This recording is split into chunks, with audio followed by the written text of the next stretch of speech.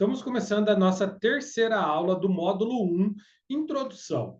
E nesta aula nós iremos falar dos procedimentos auxiliares. Na aula passada, nós falamos das modalidades dentro da nova lei de licitações e contratos. Agora nós falaremos dos procedimentos auxiliares. Deixa eu já projetar a tela aqui para vocês, para podermos iniciar. Então, os procedimentos auxiliares, eles estão dispostos lá no artigo 78, tá? Lembrando, procedimento auxiliar não é modalidade de licitação, ele é um procedimento que vai auxiliar nas modalidades. E quais são eles? Eu tenho o credenciamento, a pré-qualificação, o procedimento de manifestação de interesse, ou PMI, sistema de registro de preço e o registro cadastral. Então, vamos discorrer o que é cada um deles a partir de agora, tá? Ponto importante, o sistema de registro de preço passou para dentro da lei, né? Então, a roupagem que nós temos do sistema de registro de preço dentro da nova lei é muito próximo do que nós tínhamos do decreto 7.892 de 2013, tá? O PMI, ele é uma espécie de diálogo competitivo, a diferença é que o diálogo competitivo inicia com uma licitação e o PMI não, nós vamos discorrer em relação a isso, podemos chamar o PMI, procedimento de manifestação de interesse, como um mini diálogo competitivo. Os procedimentos auxiliares, eles carecem de regulamento, então, mesmo o sistema de registro de preço, em que pese grande parte do que nós temos no decreto 7892 de 2013 está dentro da lei, ele carece de regulamento, já tem o regulamento federal, nós iremos tratar dele também, tá? E o julgamento do procedimento auxiliar previsto no inciso 2 e 3 do caput desse artigo, seguirá o mesmo procedimento das licitações, ou seja, a pré-qualificação e o procedimento de manifestação de interesse. Nestes dois casos, tem que ter recurso, tem que ter edital e tudo mais, ok? Maravilha. Então, vamos começar aqui com o nosso primeiro, que é o credenciamento. Antônio, o que é o credenciamento? Olha, é uma possibilidade de inexigibilidade. Então, o credenciamento é uma inexigibilidade. O que é inexigibilidade, Antônio? É quando existe a inviabilidade de competição, seja por qual motivo for, seja porque é difícil eu comparar as soluções, comparar ali os fornecedores, seja por uma exclusividade, seja porque é o único do mercado, enfim, o credenciamento é uma possibilidade de inexigibilidade. Lá na 8666, ele não estava no rol taxativo ali da inexigibilidade. Entretanto, a jurisprudência e a doutrina já considerava que o credenciamento era uma possibilidade de inexigibilidade. Está aí, ó. O credenciamento constitui uma possibilidade de inexigibilidade de licitação, não prevista no rol exemplificativo do artigo 25 da 8666, amplamente reconhecido pela doutrina especializada e pela jurisprudência do Tribunal de Contas da União, que pressupõe inviabilidade de competição entre os credenciados. Olha que interessante isso daqui. Então, veja, quando eu tenho um credenciamento, eu não tenho uma disputa, tá? Dentro da nova lei, está lá no artigo 74, tá? É inexigível a licitação quando é inviável a competição, em especial nos casos de objetos que devam ou possam ser contratados através de credenciamento. Antônio, me dá um exemplo. Bom, o credenciamento ele pode ser feito quando eu tenho... Perdão, eu até coloquei o material aqui, eu iria exemplificar, mas ele está aqui. Então, vamos trazer aqui quais são os pontos do credenciamento, ok? Então, lá no artigo 6º, só para que fique claro, o artigo 6º é o dicionário da nova lei, ok? É o dicionário da nova lei. Um ponto importante, as novas legislações que estão saindo, eles têm um artigo dedicado a dizer o que é aquela palavra dentro daquela legislação. A nova lei é o artigo 6º, tá? E ele vai falar o seguinte, que é o credenciamento, ó. Processo administrativo de chamamento público em que a administração pública convoca interessados em prestar serviço ou fornecer bens para que, preenchidos os requisitos necessários, se credenciem no órgão ou entidade para executar o objeto quando convocados. Então, vamos lá. Lá no artigo 79, ele vai falar o que é o credenciamento. Então, poderá ser utilizado nas seguintes hipóteses: paralelo e não excludente, em caso que é viável e vantajoso para a administração, realização de contratações simultâneas em condições padronizadas. Por exemplo, quando eu vou credenciar profissionais para prestar determinados serviços, como médicos, psicólogos, fonoaudiólogos, entre outros, eu posso fazer um credenciamento. Seleção a critério de terceiros, quando o beneficiário da prestação daquele serviço pode escolher. Eu vou dar um exemplo prático que aconteceu aqui no município a qual eu sou servidor na Covid. O que nós fizemos? A gente sabe que teve que fechar tudo, muitos profissionais liberais perderam totalmente a renda, muitas pessoas perderam renda, e nós tínhamos que agir para distribuir renda para essas pessoas literalmente não passarem fome. E aí a gente pensou como fazer. Então, poderíamos fazer, distribuir cesta básica, mas como que eu ia fazer isso? Essas pessoas não poderiam ir buscar essa cesta básica, se tinha a questão do lockdown, como que eu ia entregar na cidade inteira. Tem a questão também de expor os próprios servidores que vão fazer essa entrega, enfim. Poderíamos dar um cartão, só que aí a gente entra em outros problemas, como, por exemplo, como selecionar a empresa, como que ela vai credenciar os estabelecimentos e tudo mais, tem todo um problema, né? Ou poderíamos fazer o que nós fizemos. O que nós fizemos? Nós credenciamos estabelecimentos comerciais, tá? Então, supermercados, mercados, atacados, varejões, para que eles fornecessem alimentos aos beneficiários. Então, o que acontecia? O que aconteceu? Nós tínhamos uma lista de pessoas que estavam necessitados, que eram os beneficiários, nós tínhamos os estabelecimentos credenciados e cada um desses beneficiários tinha um valor fixo para poder consumir, ou melhor, para adquirir de alimentos dentro desses estabelecimentos credenciados. Existia um rol de alimentos que eram vetados, como, por exemplo, tabaco, álcool, entre outros, tá? No resto, era só ele ir no estabelecimento, comprar até o limite estabelecido do benefício. O estabelecimento comercial gera a nota, encaminha para o órgão público e se faz o pagamento. Então, essa é uma forma de credenciamento, tá? De seleção a critério de terceiro. E aí, a seleção lá era assim: você estava em determinado bairro, a gente verificaria quantos estabelecimentos estavam dentro daquele bairro e você poderia escolher qual ficaria melhor para você, ok?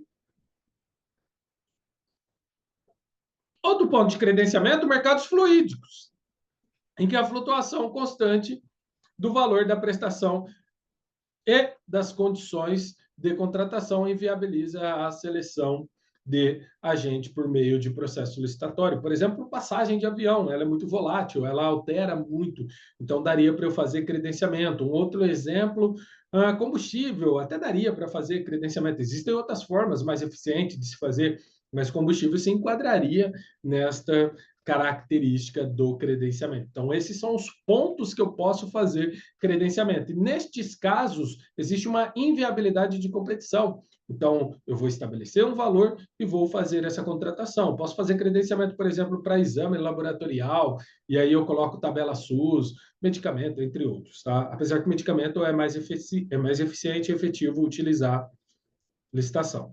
Ok? Pré-qualificação. Lá no artigo 6º ele vai falar o que é pré-qualificação. Então, é procedimento seletivo prévio à licitação, convocado por meio de edital, destinado à análise das condições de habilitação, total ou parcial, dos interessados ou do objeto. Um ponto importante que difere da 8666, a pré-qualificação, dentro da 8666, ela era feita única e exclusivamente para concorrência, e eu só poderia fazer a pré-qualificação de documentos de habilitação técnica, tá? Então, a pré-qualificação era feita dentro da concorrência para documentos de qualificação técnica. Por quê? Porque existe um período para se processar a licitação. Então, pensa, na concorrência eu tinha um prazo, eu abria a habilitação, depois eu tinha que abrir prazo para recurso, e se houvesse recurso, eram 5 dias para apresentar razões, 5 dias para apresentar contrarrazões, e tudo isso em dias úteis. Depois eu teria mais um período para apresentar o julgamento, Depois a gente ia para marcava a abertura da proposta, abria a proposta, abria-se prazo para recurso de novo, mais prazo para contrarrazões, mais prazo para julgamento. E a proposta ela tem validade de 60 dias, tá? E geralmente contada a data da abertura do certame, ou da primeira data. E depois de tudo isso, eu ainda teria que publicar no Diário Oficial, convocar a empresa para poder assinar o contrato. O que o legislador pensou? Poxa, com tantos recursos contados em dias úteis, a proposta tem que ter validade mínima de 60 dias, mas pode ser que 60 dias não seja suficiente. E aí chegue na hora da assinatura do contrato, o fornecedor pode se recusar a assinar, como de fato está fora da validade da proposta. Por esse motivo, se fazia a pré-qualificação antecipada dos documentos de habilitação, mais denotadamente para a habilitação técnica. Dentro da nova lei, ele já fala que eu posso fazer a habilitação total ou parcial, tá? E lá no artigo 80, ele vai explicitar mais ainda. A pré-qualificação é o procedimento técnico-administrativo para selecionar previamente licitantes que reúnem condições de habilitação para participar de futura licitação ou licitação vinculada a algum programa de obras ou serviços, tá? E também bens, e essa é uma grande novidade, que atenda às exigências técnicas ou qualidades estabelecidas pela administração pública. Olha que interessante, olha essas possibilidades. Duas possibilidades aqui. Primeiro, habilitação total ou parcial. Então, aqui eu posso pré-habilitar essas empresas antes mesmo de abrir a licitação, né? Um dia desses, dando esta aula de procedimentos auxiliares para o MBA, um dos alunos me falaram assim, professor, mas se eu pré-qualificar as empresas previamente e determinar no meu edital que tão somente poderão participar daquela licitação, as empresas que estão pré-qualificadas, e eu vou ter que divulgar isso, eu posso gerar conluio, porque todos saberão quem vai participar. E sim, existe essa possibilidade, tá? Existe essa possibilidade. Por isso tem que ser regulamentado, tem que ser analisado com calma, cada caso é um caso. Eu vejo que talvez a pré-qualificação, ela funcione melhor quando nós temos a pré-qualificação de produtos. Explico por quê. Nós estamos acostumados a fazer a análise de amostra, né? Todo mundo sabe disso. Então, eu faço análise da amostra e tudo mais. E, geralmente, quando eu estou fazendo de um pregão, eu vou fazer a análise da amostra do vencedor. O que eu posso fazer? Eu posso pré-qualificar determinadas marcas e produtos previamente à licitação. E aí só poderão participar quem tem a marca ou produto pré-qualificado. E veja que aqui é diferente do que nós temos na 8666, porque na 8666 vão ter pessoas que vão dizer, mas professor, isso daqui eu já fazia na 8666. Não, na 8666 nós tínhamos marcas homologadas. O que eram marcas homologadas e que eu posso continuar utilizando isso na 1433? Uma marca homologada significa que, se eu cotar um produto que seja de uma marca homologada, eu não preciso apresentar amostra. Por exemplo, eu estou comprando material de limpeza, e se alguém cotar detergente em pó Omo, sabão em pó Omo, eu não preciso apresentar amostra. Se eu cotar detergente P Minuano, eu não preciso apresentar amostra. Se eu cotar um sabão de barra IP, eu não preciso apresentar amostra. Se eu cotar um amaciante Comfort, eu não preciso apresentar amostra, por exemplo. Mas nada impede do fornecedor apresentar uma outra marca que não seja essas. Dentro da nova lei, prevista em regulamento, existe a possibilidade de eu dizer que tão somente marcas pré-qualificadas poderão ser ofertadas em uma determinada licitação.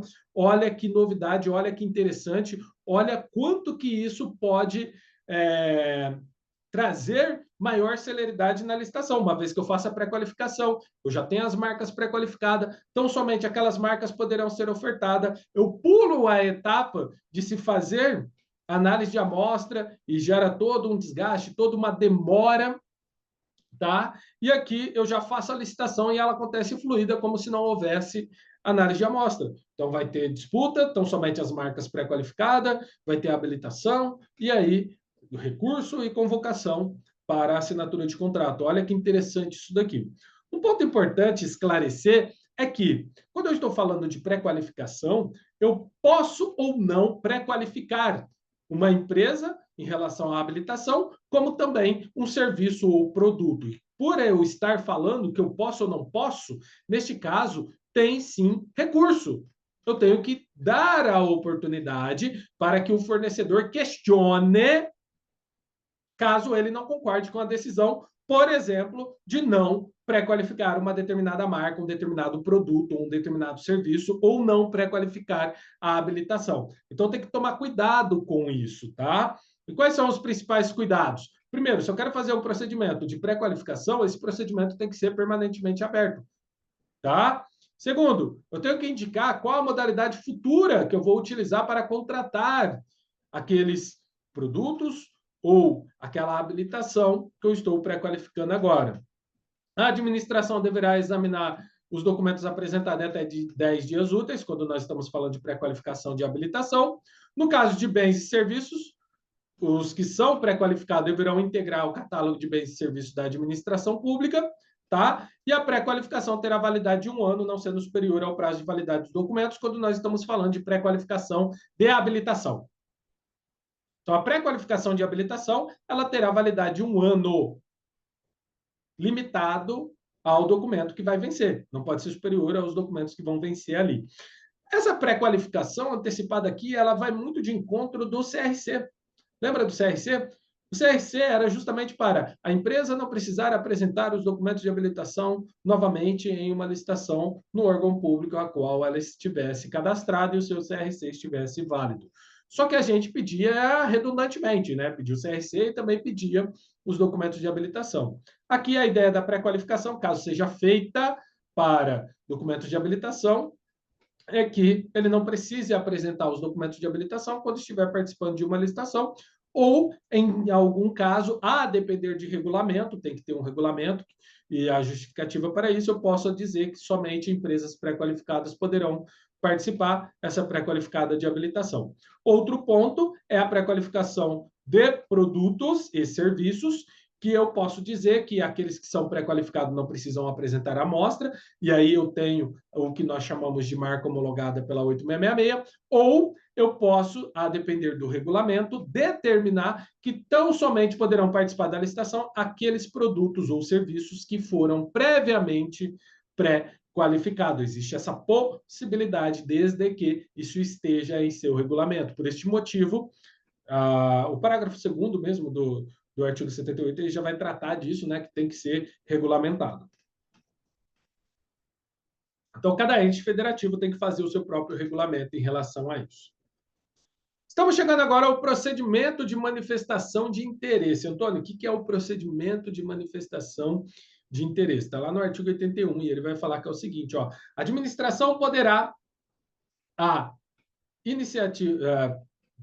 poderá solicitar a iniciativa privada mediante procedimento aberto de manifestação de interesse a ser iniciado com a publicação do edital de chamamento público, a propositura e a realização de estudos, investigações, levantamentos e projetos de soluções inovadoras que contribuam com questões de relevância pública na forma de um regulamento. Então, primeiro, tem que fazer um regulamento. Segundo, soluções inovadoras. Parece que eu já ouvi isso daqui em algum lugar, e ouvi mesmo.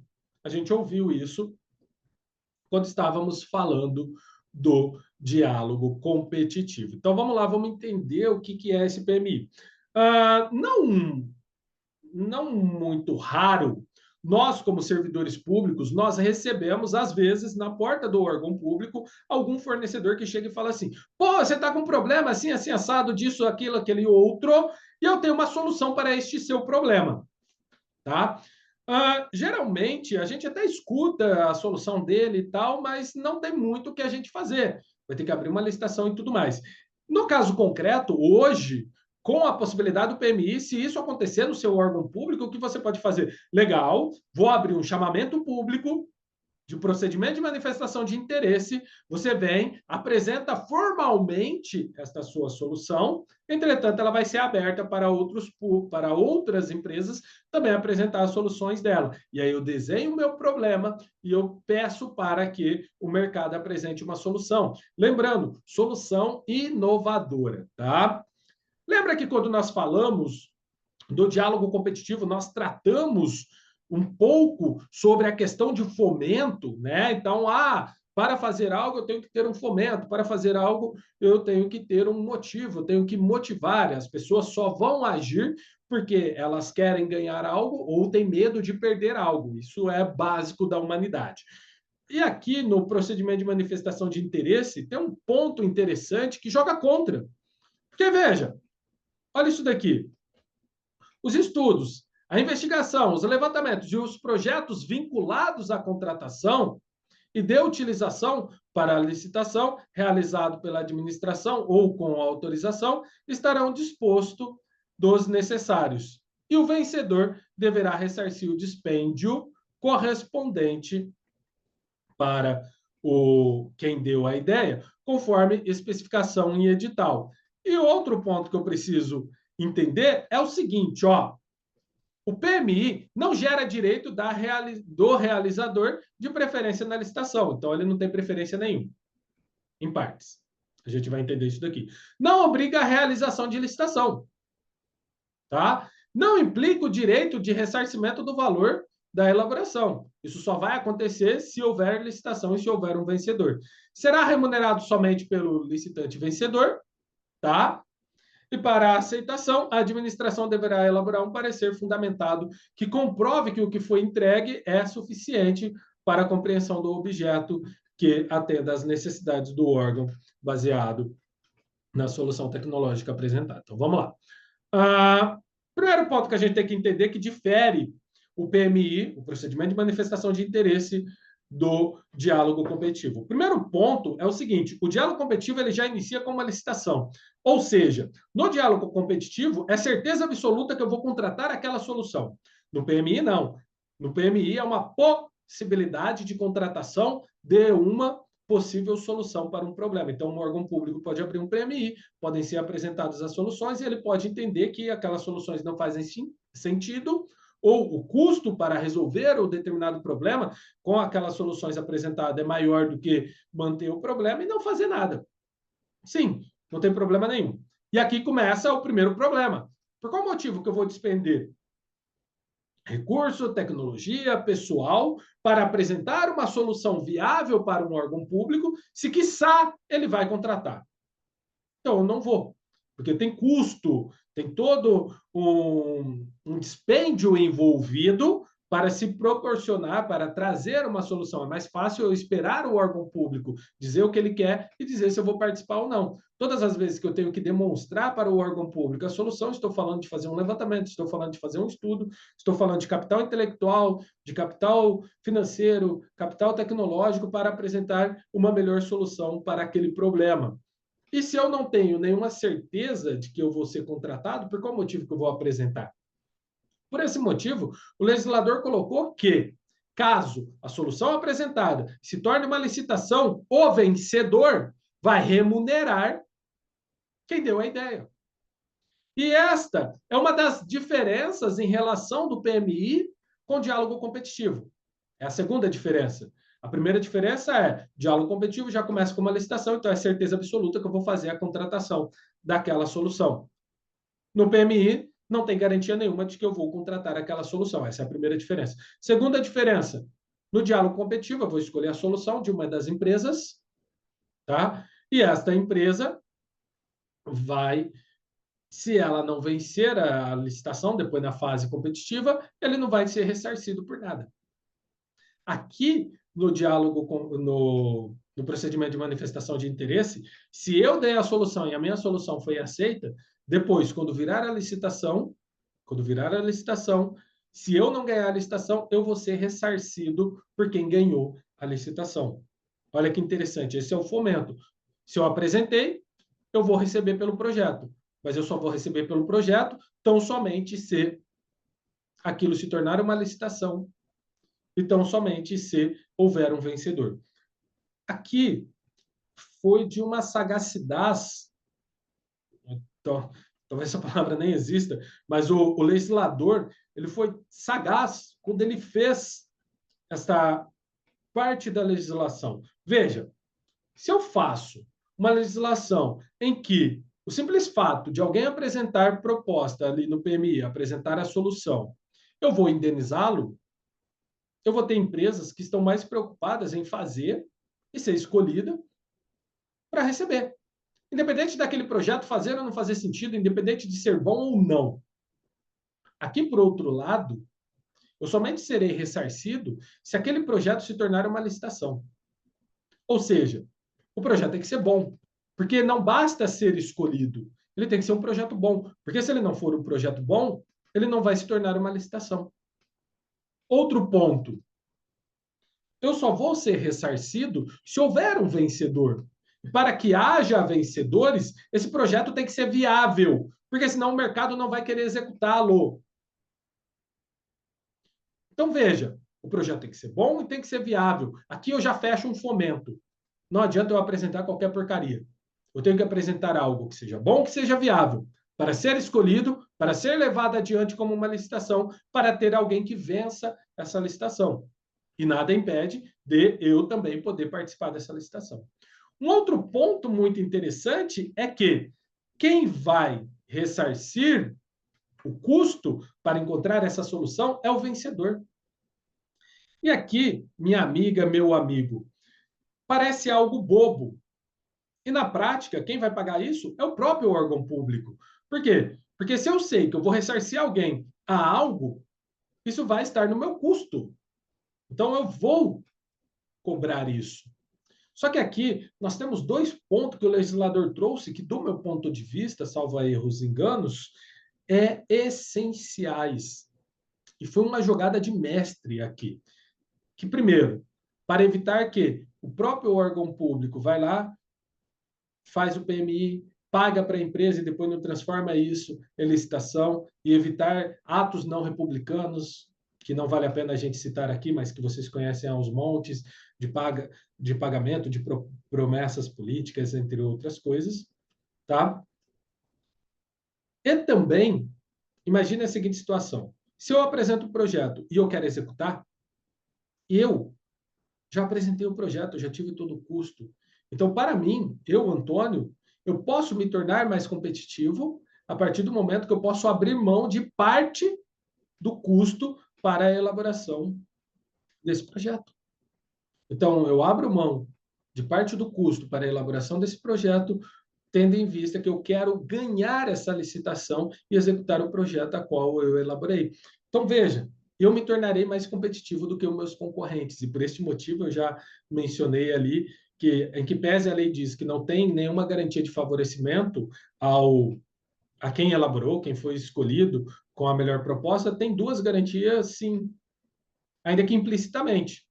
Primeiro, se eu elaborei o projeto, eu tenho mais chance de executar, assim como no diálogo competitivo. Segundo, se eu elaborei o projeto, eu posso abrir mão de parte do custo para ficar mais competitivo e dar um preço menor e vencer essa licitação.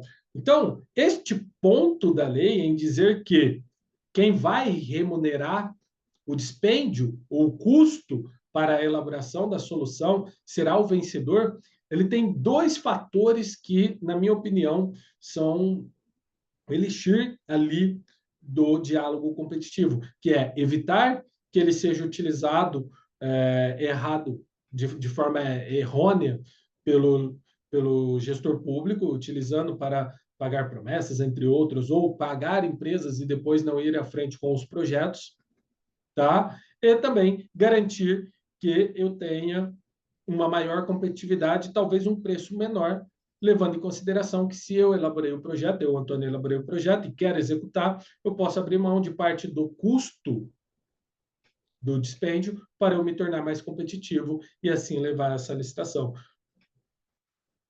Então, estes pontos do procedimento de manifestação de interesses, eu tenho que ficar atento. Primeiro, ele não garante, não gera direito de preferência, não garante que vai ser uma licitação, não implica no ressarcimento do valor, exceto no caso se tornar a licitação e tiver um vencedor, tá? E ele é muito próximo do que nós temos no diálogo competitivo. Então, possivelmente, os interessados vão se credenciar.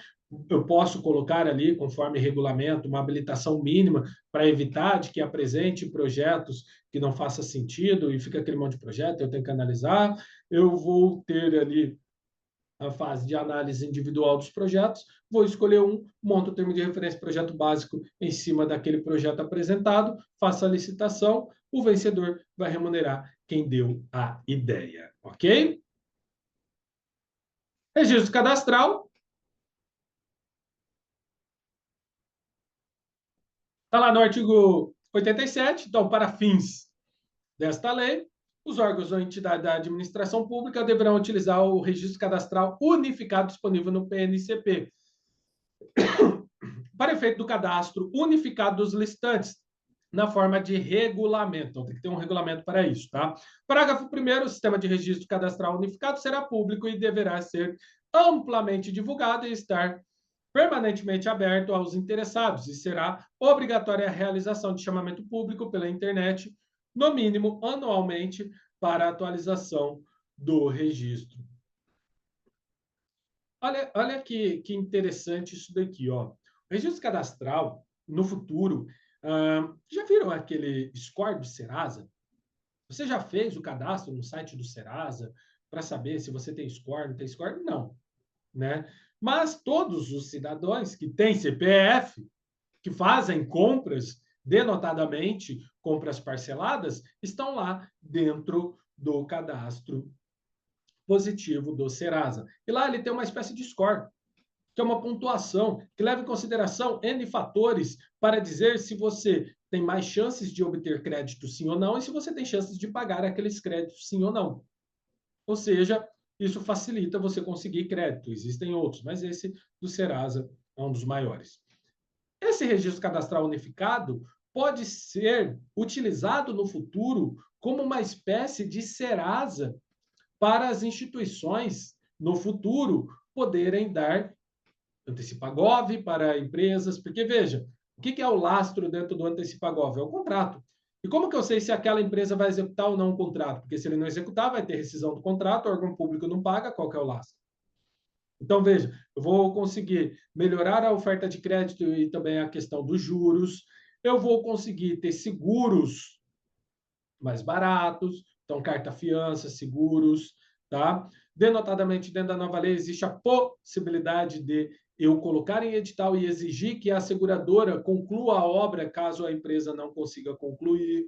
Então, veja que vai ser difícil conseguir um seguro desse e no registro cadastral unificado eu poderei ter isso, porque ele pode trazer um histórico de tudo que o fornecedor fez na sua vida pregressa no mercado de licitações. Tá? Eu posso utilizar como critério de desempate dentro de regulamentos, eu vou utilizá-lo como um dos itens para a técnica e preço, né, o desempenho anterior e tudo mais. Então, veja, com o cadastro unificado, ele traz essa possibilidade para o fornecedor no mercado e ele traz para dentro da administração pública a possibilidade de avaliar, porque hoje, imagine o seguinte, você está no estado de São Paulo e uma empresa do Rio Grande do Norte veio participar de licitações aqui. O que eu tenho que analisar? Primeiro, eu vou entrar no site do TCU para ver se ele não está apenado, vou entrar no SEIS, vou entrar no site do Tribunal de Contas do Estado, vou entrar no portal Transparência para verificar se ele está apenado.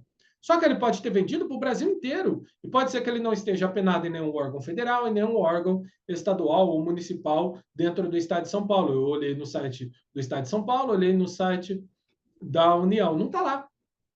Mas pode ser que ele esteja apenado no estado dele, e eu não olhei. Ou no Distrito Federal, e eu não consegui olhar, porque é quase inviável entrar em todos os portais, verificar em todos os lugares.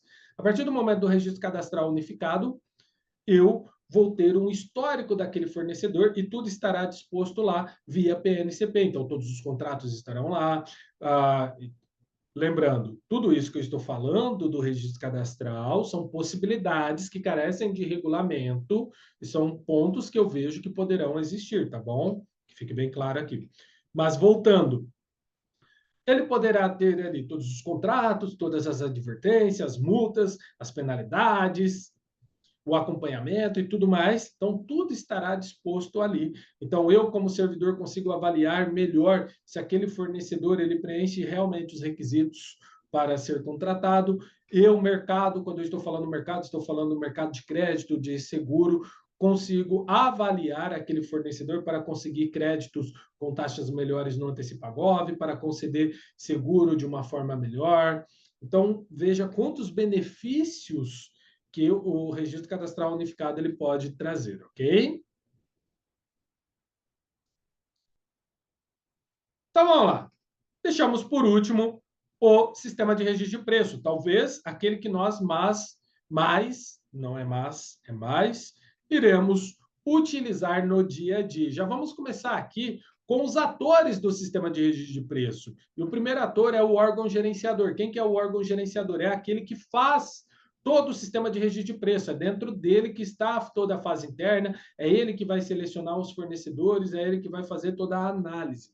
Nós temos também o órgão participante. Quem que é o órgão participante? Os órgãos federais, denotadamente, eles têm o IRP. O que é IRP? É a intenção de participação da ata de registro de preço. E o que eu faço? Eu abro uma licitação por sistema de registro de preço, coloca a IRP, quem quer participar vai lá e faz a adesão prévia para participar, e ele coloca ali os quantitativos e tudo mais. Então, o órgão participante é alguém que, junto do órgão gerenciador, vai participar previamente daquela licitação. E ele poderá ou não inserir itens, poderá ou não aceitar a ata integral ou tão somente alguns itens daquela ata.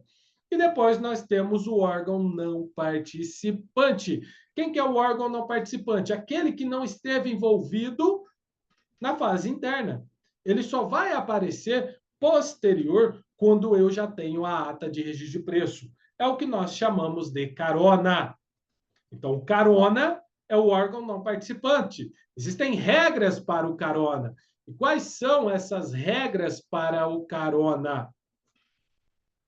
Primeiro, a ata de registro de preço, ela vai ter um quantitativo e eu posso dar carona até o limite de 50% do quantitativo dos itens ali registrado. Então, veja, se eu registrei 1.000 unidades de controle, né, eu só posso dar carona para cada ente federativo em 50%. Tá bom? Ou seja, tão somente 500 unidades. Ah, mas eu registrei 1.000. É só 500 unidades. E qual que é o limite máximo de adesões que eu posso dar? O dobro do quantitativo. Então, veja, eu registrei 1.000 unidades desse controle. O que é o máximo que eu posso dar de carona? 2.000 unidades. Nesta configuração, caso houver carona, eu posso contratar daquela ata, no máximo, 3.000 unidades. 1.000 para o órgão gerenciador e os participantes, mais 2.000, até 2.000 para órgãos não participantes. E o limite que cada órgão não participante pode solicitar é 50% da quantidade inicial. Então, veja, nesta configuração que eu falei, se eu fiz o registro de 1.000 unidades desse controle, tá? Ó, a gente projetar aqui. Se eu fiz o registro de 1.000 unidades desse controle, significa que cada ente que pede carona pode pegar 500 unidades. E nesta configuração, eu só posso dar carona para, no máximo, 4 órgãos públicos. Se todos eles pedirem o limite, só 4, porque 500 vezes 4 dá 2.000, que é o dobro da quantidade que eu registrei, 1.000 unidades. Antônio, tem limite de quantidade de órgãos que podem aderir a uma ata? A resposta é não. O limite é baseado no quantitativo. Enquanto houver quantitativo, órgãos públicos poderão aderir àquela ata. Então, se eu tenho 2.000 unidades e 20 órgãos públicos queiram 100 unidades, lindo, 2.000. 40 órgãos públicos queiram 50 unidades, 2.000. Não extrapolou. Tá? O que não pode extrapolar é 50% do quantitativo inicial por ente federativo e o dobro do quantitativo inicial como o total de carona, tá? Lembrando que a adesão à ata do Ministério da saúde para medicamento não vai obedecer, medicamento e material hospitalar não vão obedecer esses limites, tá? E só para trazer, no momento que estamos construindo este curso, tá? O Tribunal de Contas do Estado de São Paulo, através da súmula 33, ele não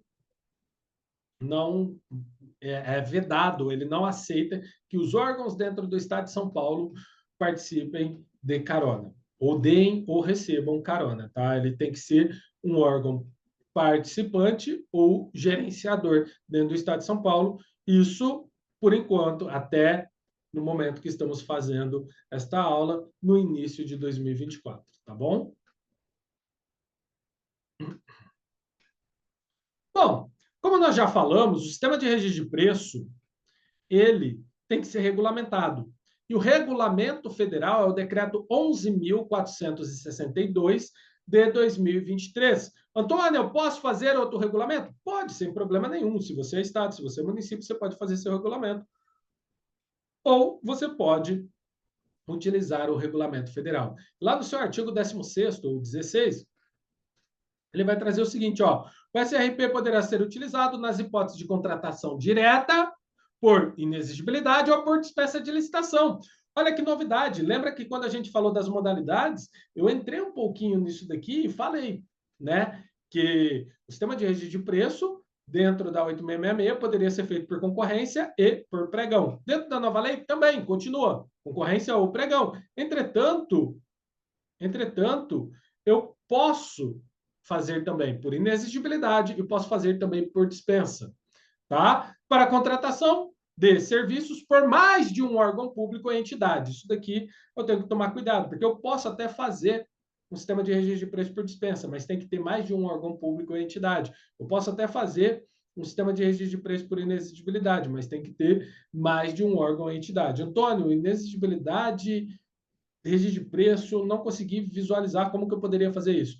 Ora, por exemplo, na treinamento, né? Então, a prefeitura e a Câmara de uma determinada cidade quer contratar o Antônio para dar treinamento de licitação para os servidores públicos. Ele pode simplesmente fazer uma ata de registro de preço através de inexigibilidade, contratando hora-aula, e aí, conforme os temas de licitação forem surgindo a necessidade, monta-se a quantidade de horas necessária para se fazer o curso, gera um empenho, Antônio vai, realiza o curso. Existe essa possibilidade? Sim. Tá? Dispensa, daria certo? Também, se o valor não superar o limite para bens, se for o caso, ou serviços, ou obras e serviços de engenharia. Tá? Lá no parágrafo 1º do decreto 11.462 de 2023, ele vai trazer o seguinte, ó, parágrafo 1º do artigo 16º, ele vai trazer o seguinte, ó, para fins do caput, além da disposição neste decreto, serão observados os requisitos da instrução processual previsto no artigo 72, tá? Isso para a contratação direta, ok? O pressuposto para enquadramento de contratação direta por inexigibilidade ou por dispensa de licitação, conforme os artigos 74 e 75, 74 para inexigibilidade, 75 para dispensa. Perdão. A designação da comissão de contratação como responsável pelo exame e julgamento dos documentos, propostas de habilitação, nos termos do inciso L do caput do artigo 6º, que vai tratar ali dos agentes de contratação, tá? Parágrafo 2º, ele vai trazer o seguinte, ó. O registro de preço poderá ser utilizado nas hipóteses de contratação direta ou por inexigibilidade de licitação para aquisição, por força de decisão judicial, de medicamentos e insumos para tratamentos médicos. Tá? Então, lembrando que quando eu estou falando de decisão judicial e eu vou fazer uma inexigibilidade ou uma contratação direta, não tem a questão de limite de valores, ok? Bom, elementos do edital do sistema de registro de preço, está lá no artigo 15º. Então, especificação do objeto e a quantidade máxima de cada item que poderá ser contratado. Quantidade mínima a ser cotada. Olha que interessante que isso daqui é um pouco diferente. Tá? Na 8666 não existia isso.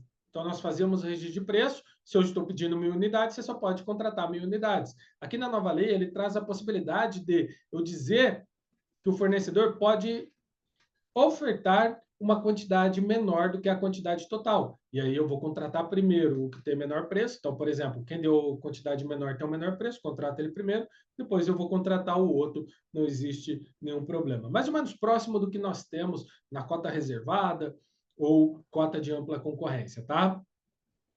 Possibilidade de prever preço diferente, a depender do local da entrega ou outro motivo justificados. Olha que interessante isso daqui, ó. Imagina o seguinte: para órgão público municipal, na maioria dos municípios do Brasil, a gente não tem tanto problema quanto a isso, porque às vezes o local de entrega, a diferença é 1, 2, 3 quilômetros de distância um do outro, então talvez eu não tenha esse problema. Agora, o município grande, igual a cidade de São Paulo, por exemplo, eu posso ter esse problema.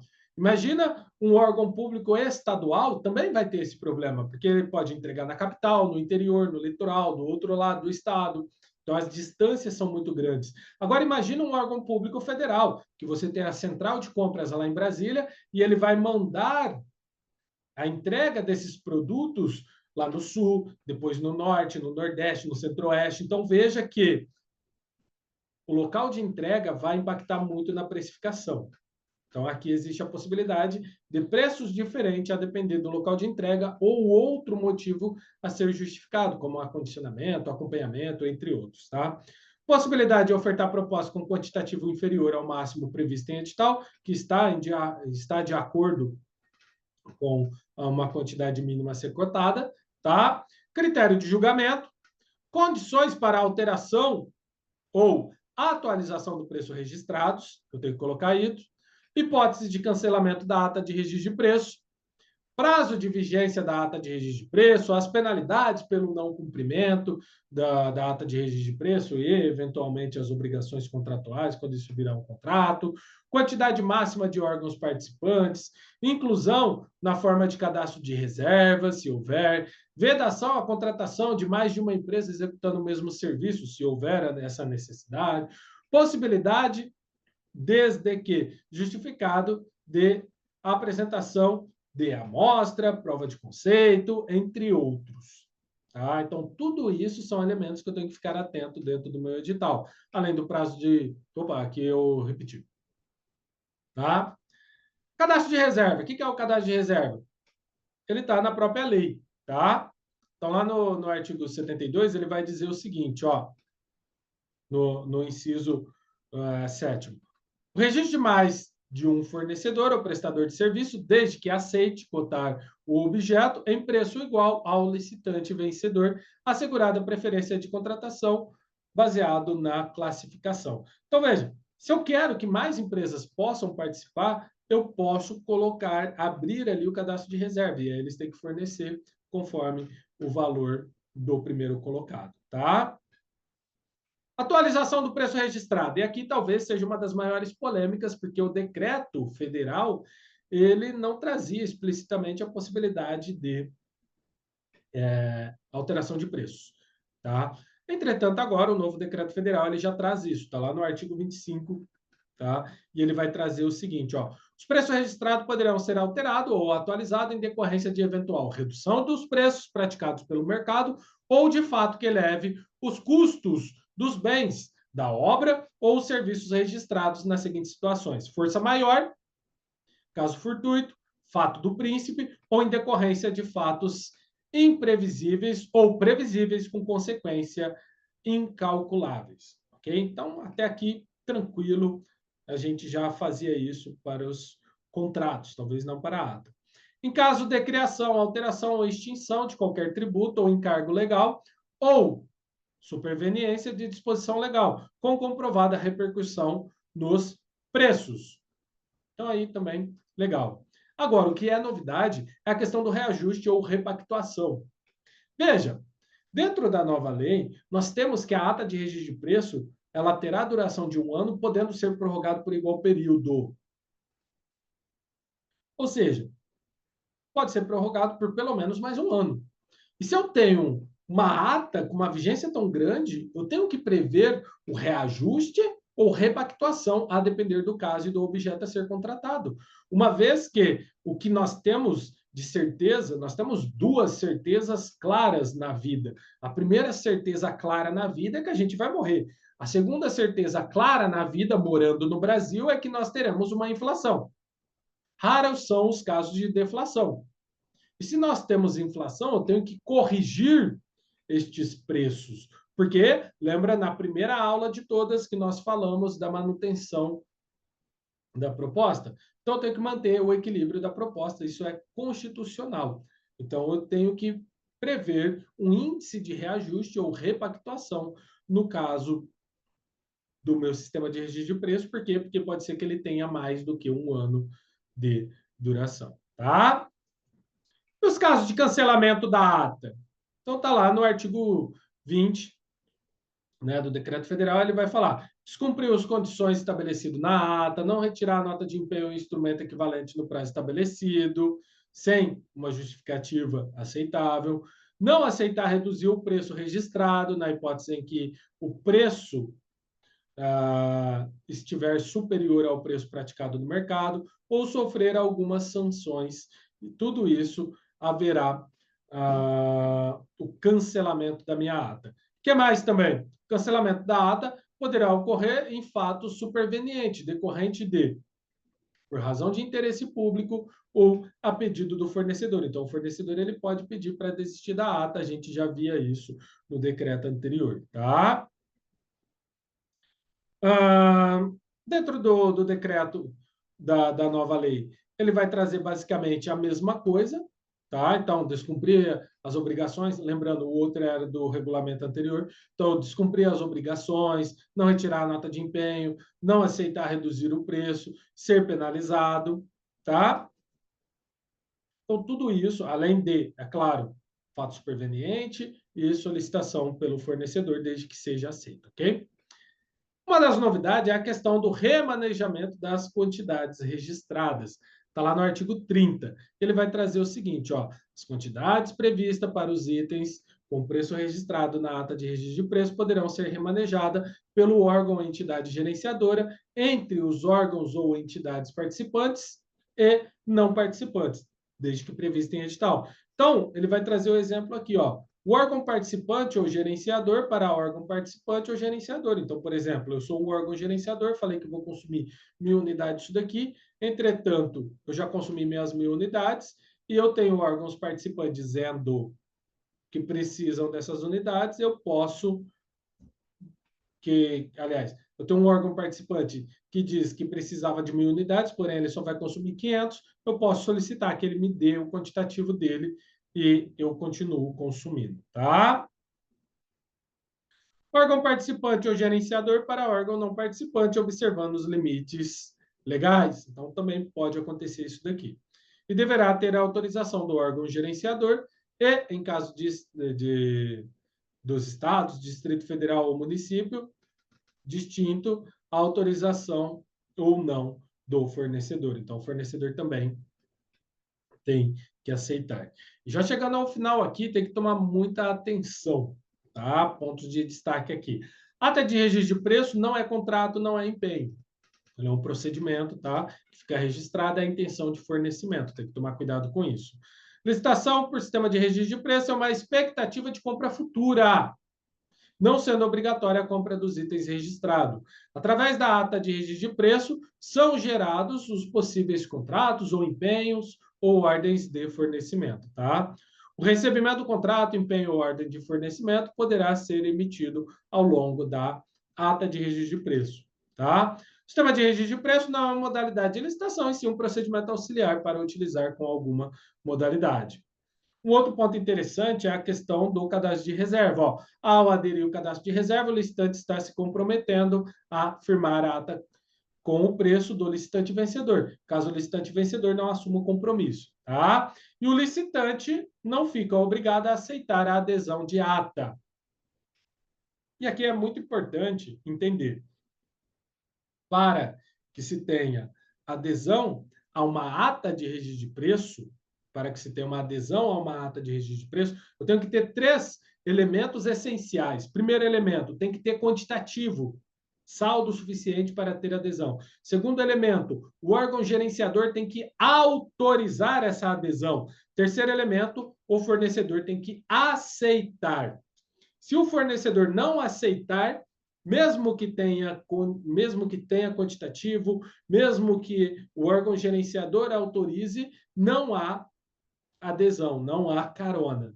Tá? Então tem que tomar cuidado com isso. O fornecedor não é obrigado a fornecer para o carona. Ele é obrigado a fornecer para o órgão gerenciador e para os órgãos participantes, ok?